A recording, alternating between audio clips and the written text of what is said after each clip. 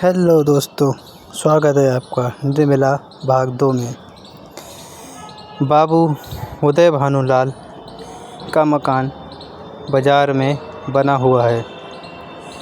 उनके बरामदे में सुनार के हथौड़े और कमरे में दर्जी की सुइयां चल रही हैं, टक टक टक टक चर्र।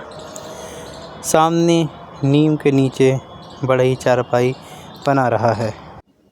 खपरेल में हलवाई के लिए भट्टी खोदी गई है। मेहमानों के लिए भी अलग अलग मकान ठीक किया गया है। यह प्रबंध किया जा रहा है कि हर मेहमान के लिए एक एक चारपाई, एक एक कुर्सी और एक एक मेज हो, ताकि वे सब आराम से बैठ सकें। हर 3 मेहमानों के लिए एक एक कहार रखने की तजवीज़ हो रही है। अभी बारात आने में 1 महीने की देरी है, फिर भी तैयारियां अभी से ही ज़ोरों शोरों से चल रही हैं। बारातियों का ऐसा सत्कार किया जाए कि किसी को ज़बान हिलाने का मौका भी ना मिल सके। वे लोग भी याद करें कि किसी के यहाँ बारात लेकर मैं गए थे। एक पूरा मकान बर्तनों से भरा हुआ है। चाय के सेट हैं और नाश्ते की तस्तरियाँ, थाल, लोटे, गिलास। जो लोग नित्य खाट पर पड़े हुए हुक्का पीते रहते थे, तो बड़ी तत्परता से वो भी काम में लगे हुए हैं। अपनी उपयोगिता सिद्ध करने का इससे अच्छा अवसर उन्हें शायद फिर बहुत दिनों बाद मिलेगा। जहाँ एक आदमी को जाना होता है, वहाँ पर एक साथ 5-5 दौड़ते हैं। काम कम होता है और हुल्लड़बाजी अधिक। जरा जरा सी बात घंटों तर्क वितर्क में बीत जाती हैं और अंत में वकील साहब को आकर ही निर्णय करना पड़ता है। दंड कहता है यह भी खराब है, दूसरा कहता है इससे अच्छा तो बाज़ार में मिल जाए तो टांग की राह निकल जाऊं। तो तीसरा कहता है इसमें तो हीक आती है।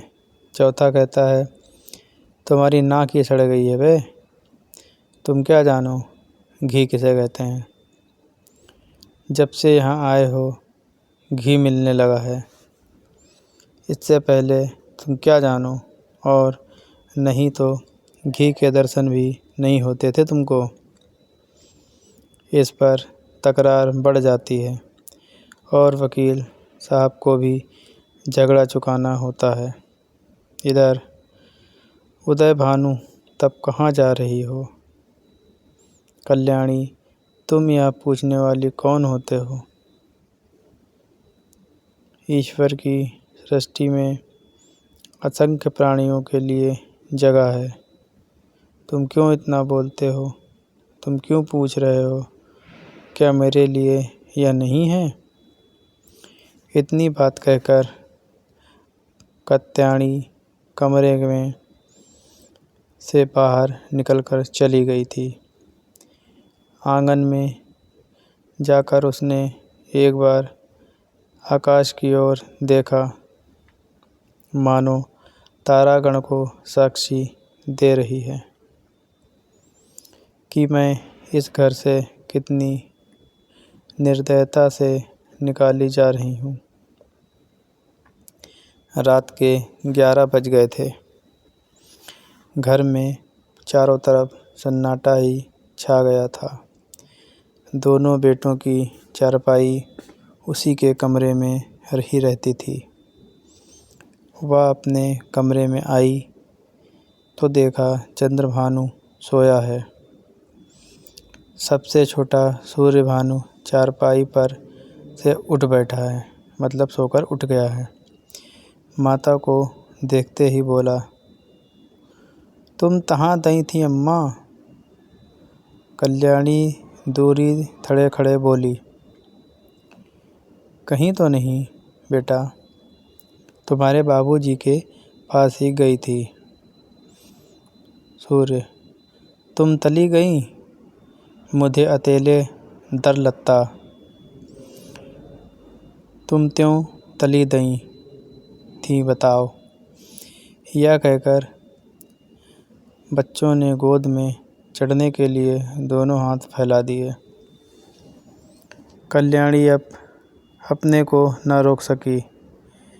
मातृ स्नेह के सुधा प्रभाव से कल्याणी का उसका संतप्त हृदय पर प्लावित हो गया था। हृदय के कोमल पौधे जो क्रोध के ताप से मुरझा गए थे, फिर हरे हरे हो गए। आंखें सजल हो गईं। उसने बच्चे को गोद में उठा लिया और छाती से लगाकर बोली, तुमने पुकारा क्यों न लिया बेटा? तुमने क्यों नहीं पुकार लिया बेटा? सूर्य, पुतलाता तो था, तुम पुनती ना थी। बताओ, अब तभी ना दाऊदी। कल्याणी, नहीं भैया, अब नहीं जाऊंगी। यह कहकर कल्याणी सूर्य भानु को लेकर चारपाई पर लेट गई। माँ के हृदय से लिपटते ही बालक निशंक होकर सो गया था। अब कल्याणी के मन में संकल्प विकल्प होने लगे।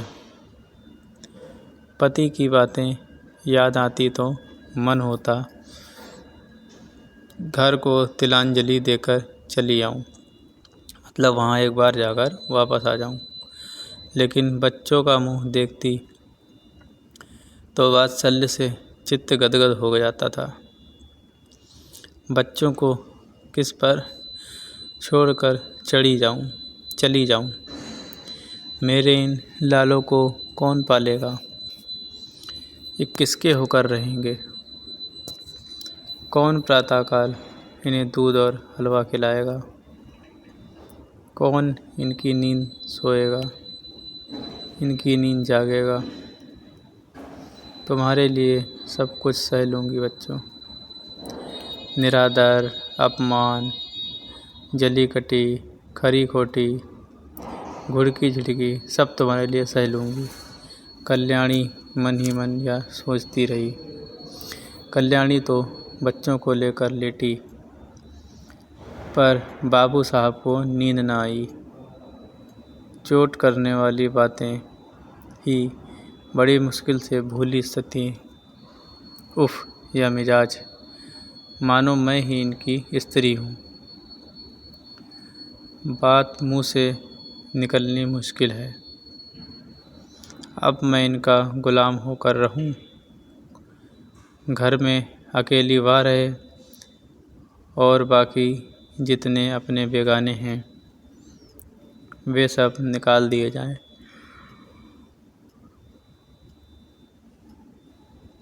याद एक जला करती है। मानती हैं कि यह किसी तरह मरे तो मैं अकेली आराम करूं। दिल की बात मुंह से निकल ही जाती है, चाहे कोई कितना ही छिपाए। कई दिन से देख रहा हूँ ऐसी ही जली कटी सुलगा करती है। मैके का घमंड होगा, लेकिन वहाँ कोई बात भी न पूछेगा। अभी तो सब आओ भगत करते हैं, जब जाकर सिर पर पड़ जाएंगी तो आटे दाल का भाव मालूम हो जाएगा। या रोती हुई आएगी, वाह रे घमंड, सोचती है वह, मैं ही यह गृहस्थी चलाती हूँ।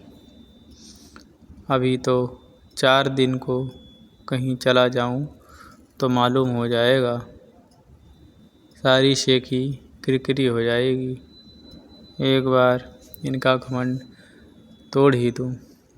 या वह सोचा, जरा वैधव्य का मज़ा चखा दूं। न जाने इनकी हिम्मत कैसे पड़ती है कि ये मुझे यूँ कोसने लगती है।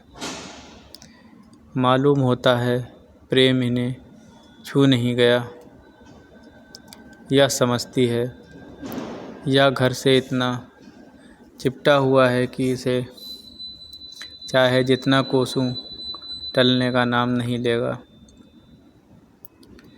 यही बात है, पर यह संसार से चिपटने वाला जीव नहीं है। जहन्नुम में जाए या घर, जहाँ ऐसे प्राणियों से पाला पड़े। घर है या नरक, आदमी बाहर से थका मांदा आता है तो उसे घर से आराम मिलता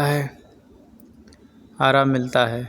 यहाँ आराम के बदले कोसने को सुनने पड़ते हैं।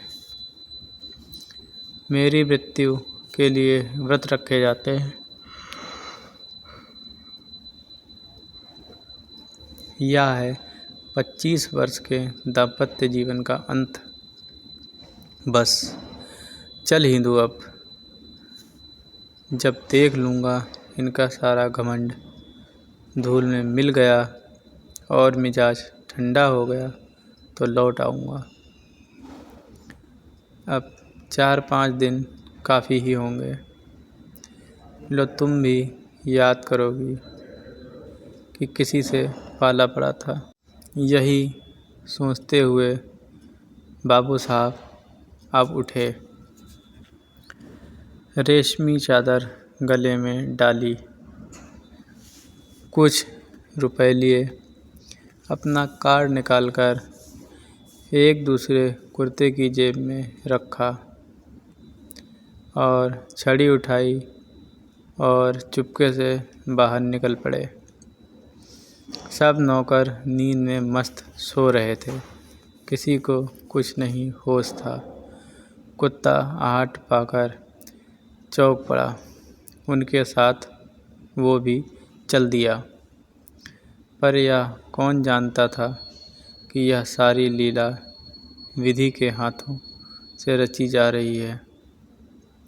जीवन रंगशाला का वह निर्दय सूत्रधार है, किसी अगम्य गुप्त स्थान पर बैठा हुआ, अपनी जटिल क्रूर क्रीड़ा दिखा रहा है।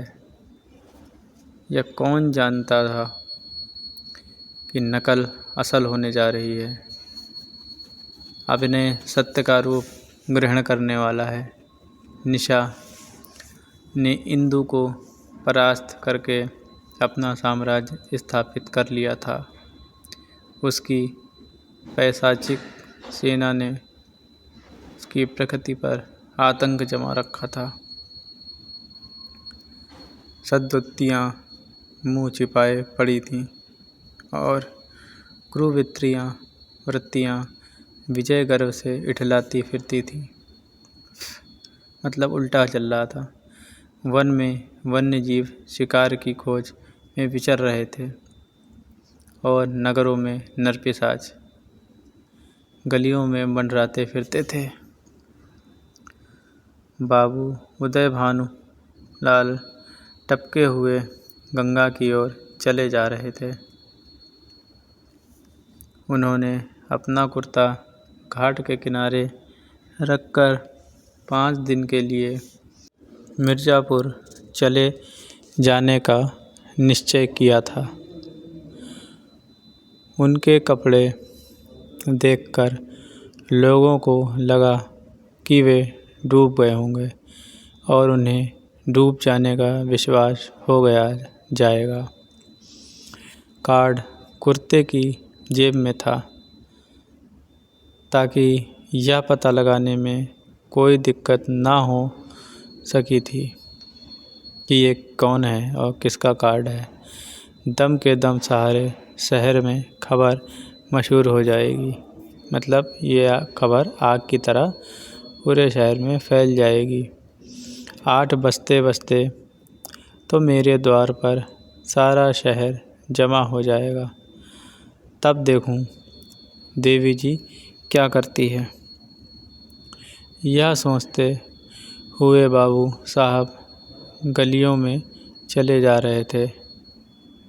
अचानक सहसा उन्हें पीछे से दूसरे आदमी के आने की आवाज़ मिली। टक टक टक टक। समझे कि कोई तो होगा। आगे बढ़े, लेकिन जिस गली में वह मुड़ते उसी तरफ वह आदमी भी मुड़ता था। तब बाबू साहब को यह आशंका हुई कि यह आदमी मेरा पीछा कर रहा है। ऐसा आभास हुआ कि इसकी नीयत साफ नहीं है। उन्होंने तुरंत जेब में रखी लालटेन निकाली और उसके प्रकाश में उस आदमी को देखा। एक बलिष्ठ मनुष्य कंधे पर लाठी रखे चला आता था। बाबू साहब उसे देखते ही चौंक पड़े। शहर का छटा हुआ बदमाश था वो। 3 साल पहले उस पर डाके का अभियोग चला था। मतलब डाका डालने का केस चला था। उदय भानु ने उस मुकदमे में सरकार की ओर से पैरवी की थी। इस बदमाश को 3 साल की सज़ा दिलाई थी। तभी से वह इनके खून का प्यासा हो रहा था। कल ही छूटकर जो आया था।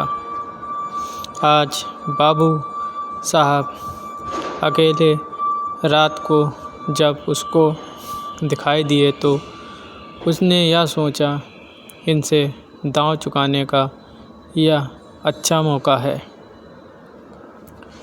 ऐसा मौका शायद ही फिर मिले उसको।